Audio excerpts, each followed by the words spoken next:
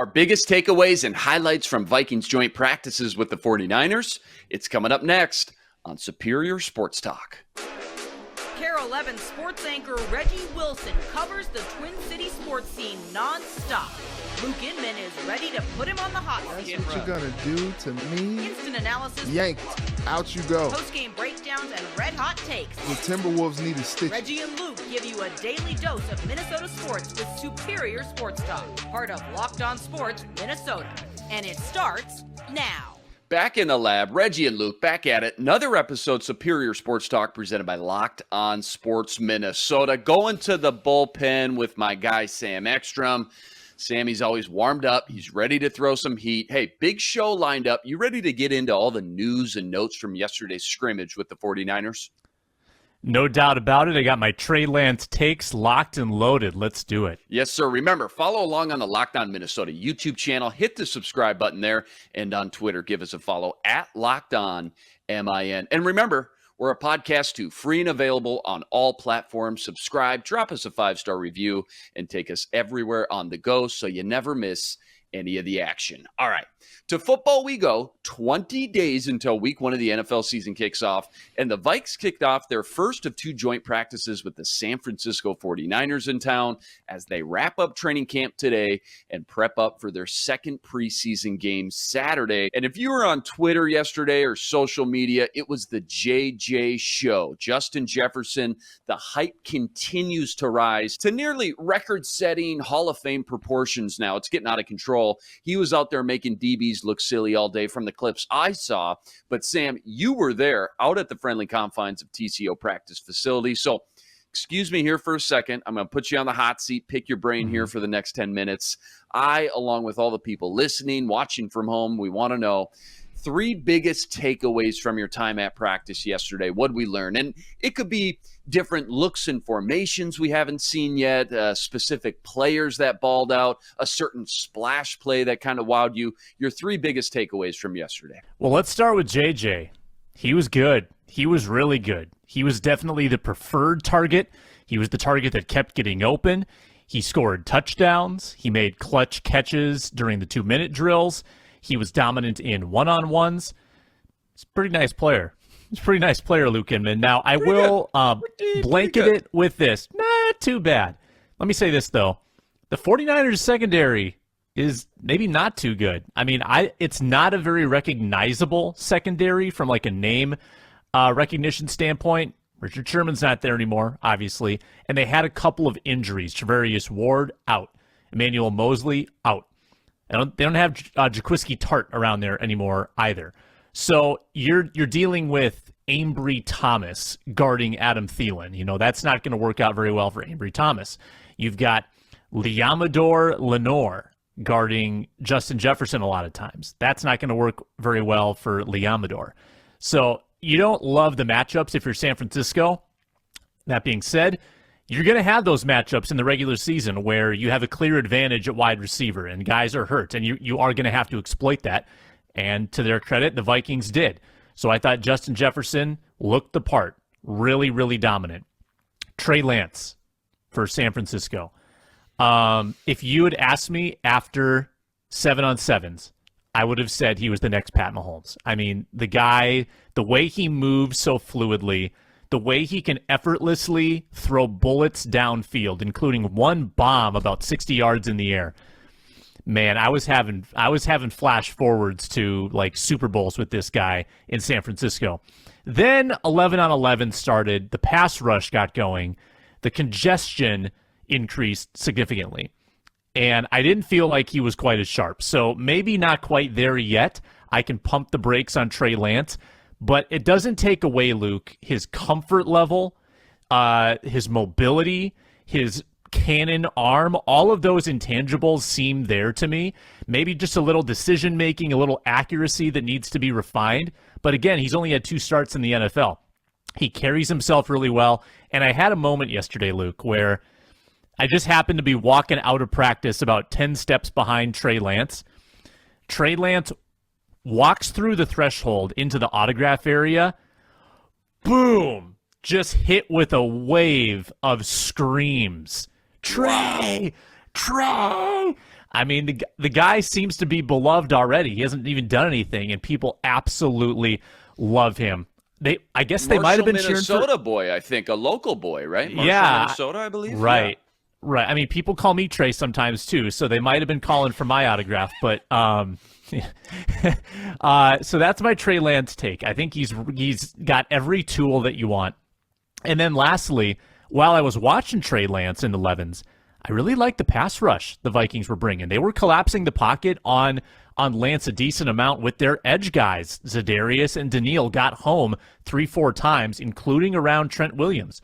So I was really excited to see that. I believe Mike McGlinchey was the other tackle, and McGlinchey has been destroyed by the Vikings before.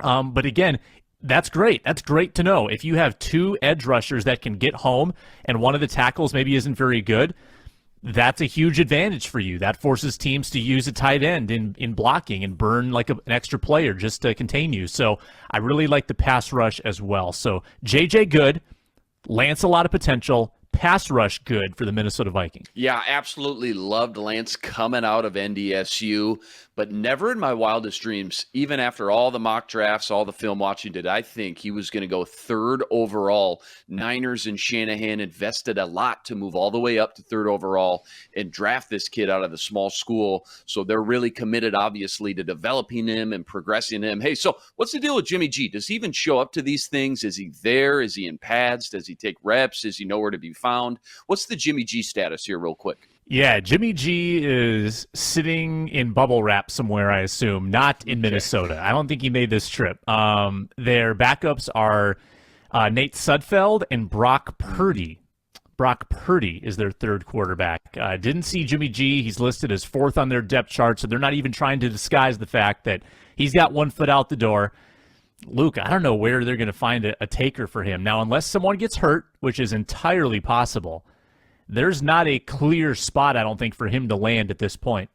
So that's a pretty curious one. Are they just going to have to eat that salary this year and just like, at what point does San Francisco go groveling back to Jimmy and say, hey, can you be our backup, please? Just come to practice, make the money, be a good sport. I don't know how that's going to work. It's an awkward situation. Yeah, the injury situation is the only way. There's just no other way right now when you look at all 32 teams starting quarterback and their depth willing to eat and take on that monster contract that Jimmy G's got right now. So you saw Zach Wilson go down with the scare. Looked like he was going to be lost for the season. People are already chalking that up. All right, Jets got to trade for Jimmy G now. Certainly could happen. Still a lot of preseason football to be played. Certainly you don't hope for an injury by any means, but that, I think you're right, is the only way Jimmy G ends up getting moved here. Brock Purdy, by the way, the pride of Iowa State. Yeah, all in all, it felt like the Vikings looked sharp in the majority of phases. They didn't look lost or overmatched despite going up against some elite talent, despite the secondary, which you mentioned was pretty banged up.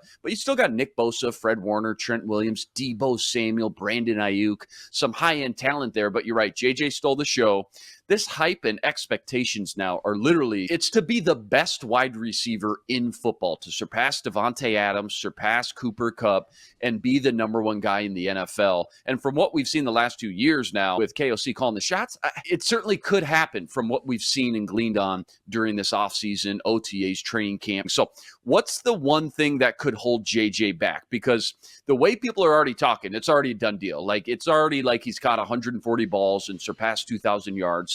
What outside of injury, I guess the easy answer, could slow down or hold JJ back from reaching this next tier level as a wide receiver in this league? I guess just all the hype, all the attention, and all the accolades lead to intense game plans against him. That bodes well for the Vikings still, I think, if teams want to devote those resources to Justin. But I can't believe that teams would be devoting any more his way than they already have been. I mean, by the second half of his rookie year, he was already seeing brackets and doubles. He saw it all last year. I mean, it's not like teams were just ignoring him. People weren't snuck up on by Justin in year 2. So to think that it's going to be any different in year 3, I think is probably a little naive. I think we're going to see what we've been seeing. Now, I will say, Luke, that there were times last year where the Vikings did struggle to get him the ball. Part of that, probably a little bit of play calling, a little bit of Kirk, a little bit of defensive coverage. So there were difficulties in getting Justin the ball for a couple quarters at a time, and yet he still got 1,600 yards. Like, he still produced. So I don't see a whole lot slowing him down tactically, like on the field. I think injury is the only thing that can do it. And if the teams decide to cover him up with 2-3 defenders, you got Adam Thielen and KJ Osborne. So I think the Vikings offense is primed to be really good this year.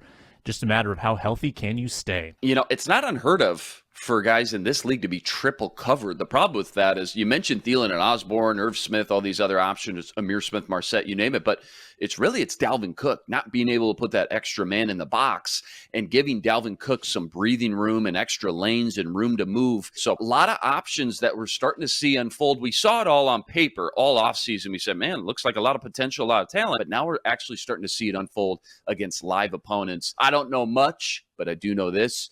JJ's been eating his Built Bars. Built Bar made with collagen protein. It's easily digestible and provides tons of health benefits. Eat something that tastes good and is good for you. Go to Built.com, use promo code LOCK15 and get 15% off your order. That's promo code LOCKED15. Yeah, we want to know from you. Who do you think's standing out in practice as of late? Go comment on the YouTube channel. Let us know what you think. 20 days until week 1 of the NFL season. Rest assured, Sam, Reggie, Ron, and I, we all got you covered every step of the way, every day on Locked On Sports Minnesota, which you can now find streaming on your Roku device. So be sure to look out for our Locked On Sports Minnesota app there as well. Pretty cool. All right.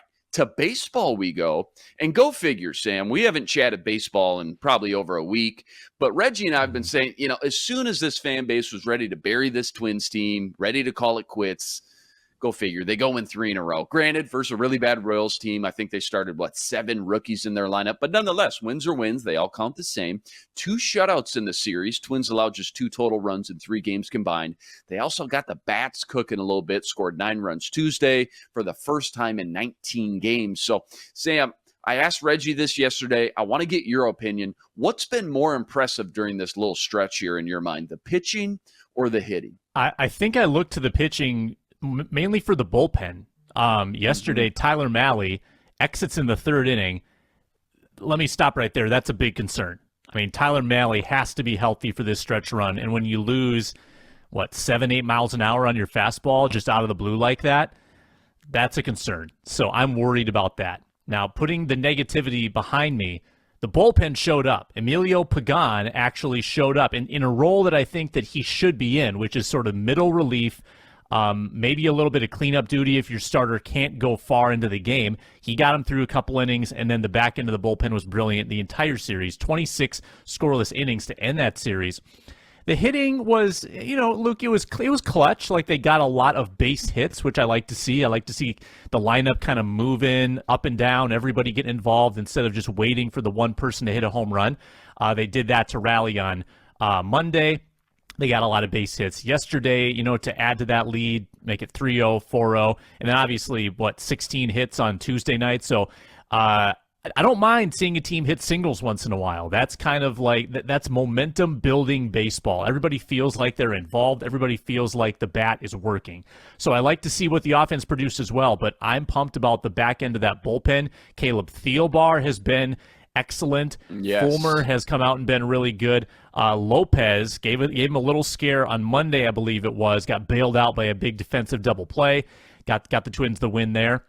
So yeah, after, an LA road trip that gave them upset stomach, the Royals were the Alka-Seltzer that they needed. And now another struggling team in the Rangers, who just fired their manager and front office, are coming into town. Another chance to build up some wins as the Guardians are creeping back to the pack here. Yeah, it can never just be good news with this team. Always take the good with the bad. Twin sweep the Royals, but like you mentioned, lose Tyler Mahle yesterday. Arm soreness, his velocity, as you mentioned, clearly off. Fastball, I think, barely hitting 90 miles an hour, so they yanked him early. And the hope is there's no ligament damage. It's just fatigue. I don't know if you've heard anything as of late. Shelf him probably, I would think, at least a month of action, and we all know that could not come at a worse time right now. So you've got Mahle out. And on the other side, you've got your big 3 hitters carrying the team most of the year, right? Luis Ariz, Carlos Correa, Byron Buxton. And I'll even throw in Jose Miranda, who's just been in fuego at times here these last few weeks, and even dating back to the beginning of the season. So which player or two needs to step up, though, from here at this point moving forward and go from unknown, role guy to being a core foundational piece of this lineup, kind of an unsung hero, if you will, if they want to get hot and go on a serious run and win this division? For me, Nick Gordon's been tremendous. I think he's really started to come along this season. Just has been getting more and more consistent at the plate. Double off the wall yesterday for an RBI. He may not be an obvious one. I may be digging a little bit there, but I really love what Gordon has added to the lineup these last few weeks. How about you? Maybe an unsung hero, a player that needs to kind of rise to the occasion and take some pressure off those big 3-4 guys. Yeah, for sure. Well, the two players that already have risen, you named one of them. Actually, you named both of them. Jose Miranda and Nick Gordon have kept this team afloat. And I know they've been kind of sinking below the surface here a little bit, but if not for Gordon and Miranda, where are they? They're probably buried in third place.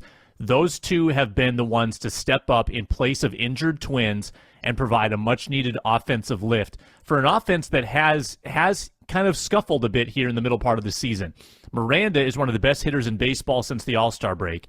And Nick Gordon, who everybody profiled early in the season, they said, this guy is a light singles hitter. He strikes out a lot, doesn't have power. And now he's regularly getting the ball to the wall or over the wall. He's actually got home run power. Yeah. He's raking. Yeah, exactly. That's been enormous. So now you've got a couple guys in the middle of that lineup who aren't going to be like a black hole behind Correa and Ariz and Buxton. The guy that I need to see step up, who hasn't yet, is Max Kepler. Now, Max Kepler had a foot injury a few weeks ago, and since the foot, he has been abysmal. I think he had one big game on Monday where he had multiple hits. Otherwise, he has been kind of a walking out. I think he had an 0 for 30 skid leading into Monday. Max Kepler has to step up. That is a veteran player who's now been around for 8 years. He's got to hit. I mean, he's got to be a piece of this lineup and hit, seventh, and he's got to deliver once in a while. He's got 30 home run power. We've seen it from him in the Bomba Squad season. So I need to see more from Max Kepler. We like his defense. Got to see more from his bat. And I can always ask more from Correa. I feel like Correa has not quite been the hitter we expected.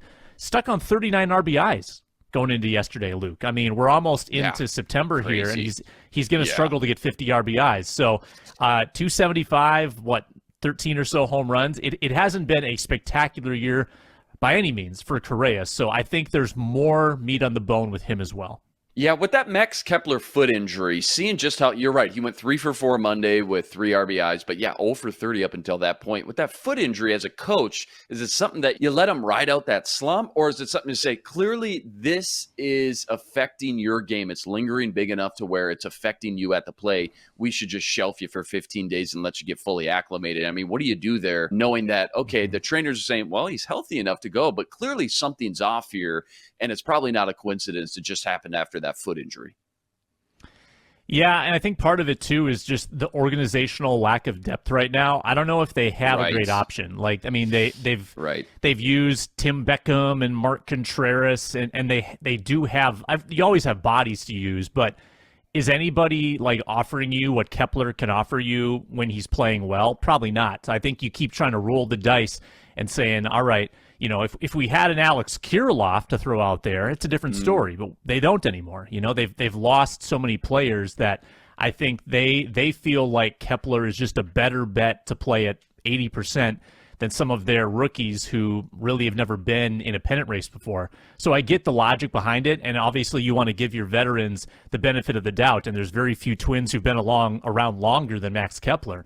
But it is tough to see him struggle like he is when you're counting on that bat in your lineup to be contributing. You look at the young studs there. Kirilloff, 24 years old. Luis Ariz, 25 years old. Miranda, 25 years old. Nick Gordon, obviously, a young guy drafted in the top 5, maybe 6 overall a couple years ago. And then Royce Lewis is going to be coming up. And again, I mentioned Brooks Lee. And if Carlos Correa sticks around, just a healthy young lineup here that the Twins have a good core to build off for sure. Day off today, then staying at home right here in the backyard. You mentioned it, at Target Field for a 4-game stand with the Rangers. Twins need to ride this momentum here, get hot, or things could get bleak and dark again real quick, with Cleveland looking like they're just building some momentum of their own over there. All right, time has come. My favorite segments here. Sam and I are busting out our top 5 lists, and we're doing so with the Minnesota Vikings as we rank our top 5 players that we have ranked for your upcoming fantasy football draft. Sam, it's fantasy season. Your draft's probably coming up any day now. We're taking a look through the fantasy lens here and rankings which players to target on the Vikings specifically. Let's start at number 5 here. I'll kick things off. Number 5 for me, Kirk Cousins. And quarterback, always a little bit more watered down a position in fantasy unless you grab one of the top tier guys like Mahomes, Herbert, Lamar, guys like that. They all start to blend in a little bit. Last year, you probably could have got Kirk for $2 in your auction or waited till the 10th or 11th round to draft him. But he's got to be on this list because I think he's not only going to have a great season, I think he's going to post his best statistical season of his career. This guy has the potential to throw for 50 touchdowns in this offense, and he's going near the end of most of all drafts. He's like the 13th, 14th drafted quarterback. So great value. Don't overthink this one.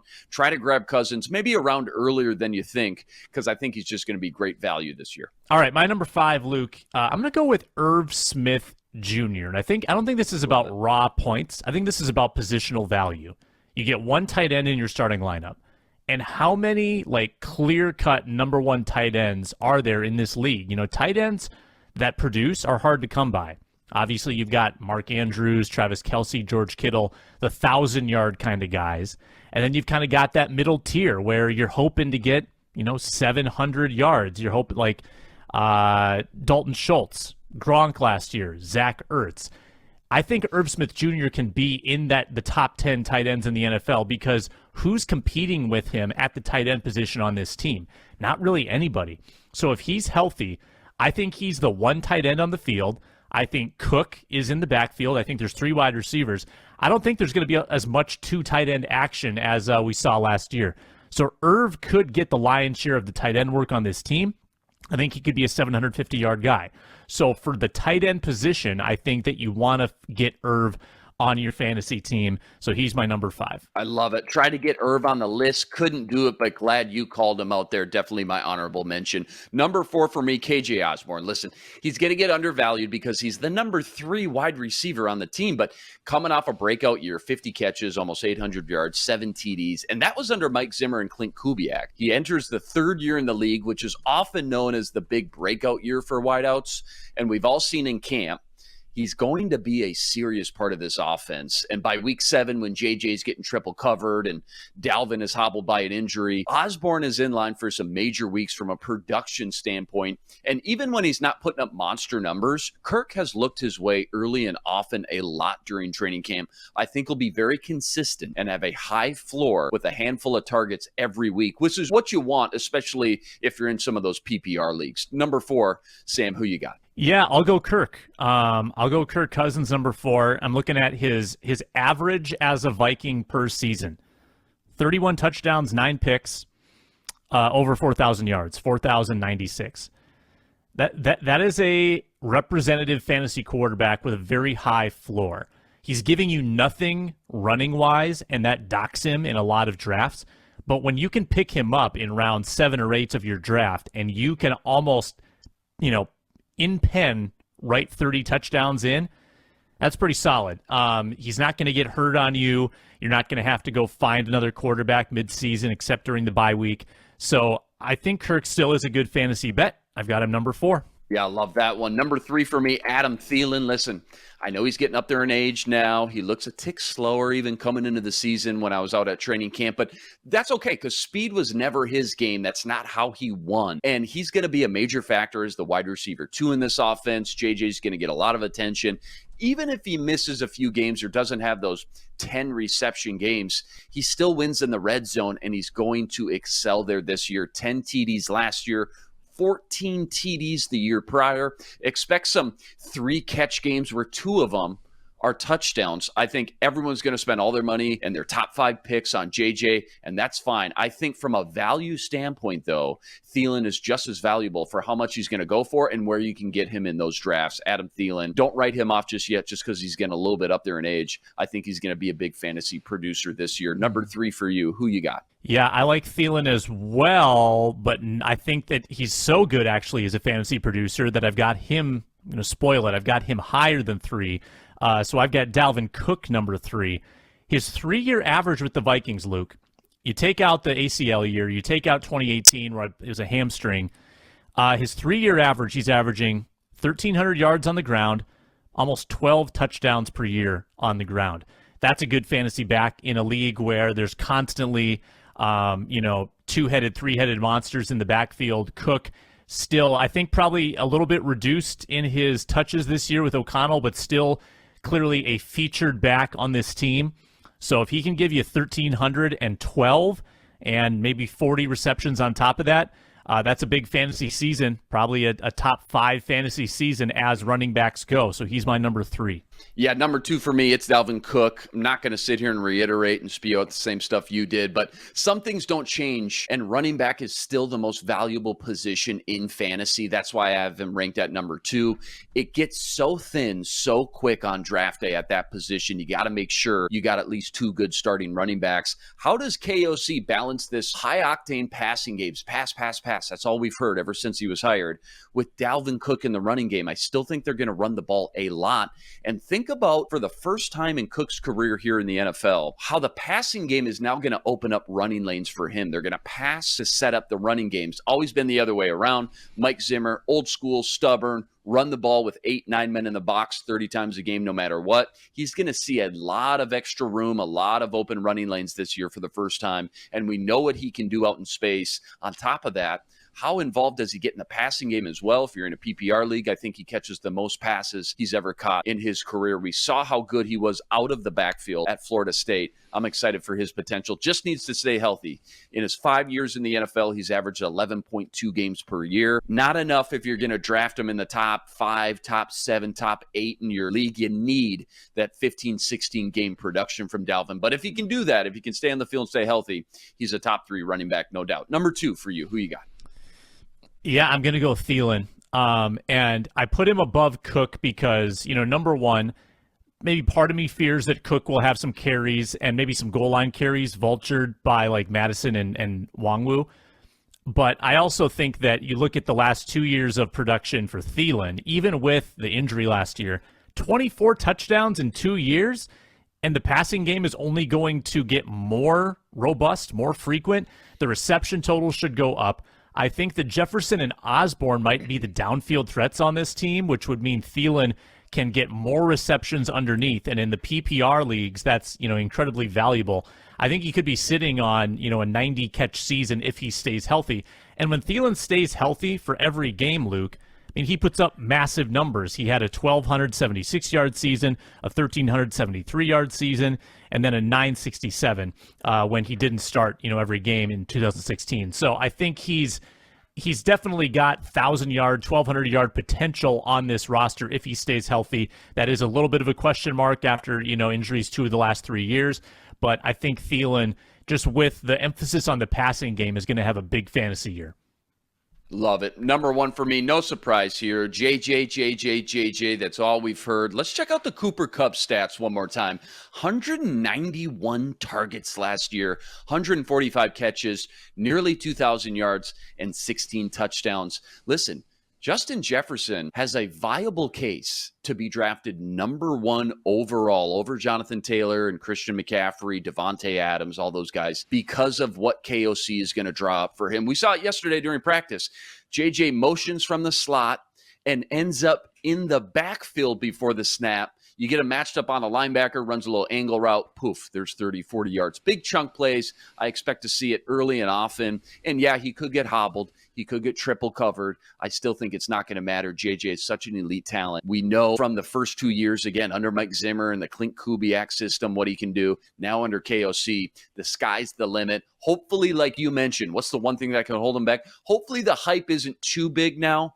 Because again, people are expecting him to overtake Devontae and Cooper Kupp and be the number 1 receiver in the NFL.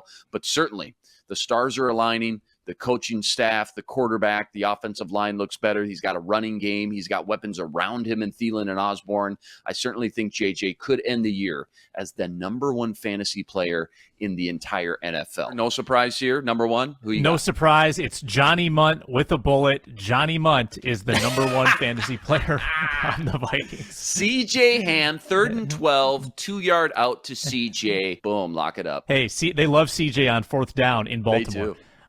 Yeah, Justin's going to have a big year, and it's really not a question who's number one here. I mean, the total yardage he's likely to amass, probably like 400 yards more than the next closest person, or more. Could be 500-600 if the things go the way the Vikings want. I think the touchdown total, that's the only thing I wonder about with him. Like, is he going to be the guy who always scores in the red zone, or is that going to be a lot of Thielen, Irv, and KJ? I think that part gets mixed around, but I think between the 20s, Justin Jefferson is the biggest threat on this football team, and he's going to be gone by pick 5 in virtually every fantasy draft. I love it. There you go. That's our top 5 rankings for Vikings in your fantasy football drafts coming up. And that's a wrap today. Back here tomorrow with the round table with myself, Sam, and Ron Johnson, breaking down more Twins, Vikings, plenty more. Remember, you got to like, rate, review, and subscribe to the YouTube channel. Join us every day for another episode covering all the biggest topics in Minnesota sports. We're a podcast too, free and available, all platforms. Subscribe. Drop us that 5-star review. Take us everywhere on the go. He's Sam Ekstrom. Follow him on Twitter at Sam Ekstrom. I'm Luke Inman on Twitter at Luke_Spinman. Special thanks to our producer, Matt DeBritz. Tune in tomorrow to Locked On Sports Minnesota. For Sam, I'm Luke. Until tomorrow, signing out.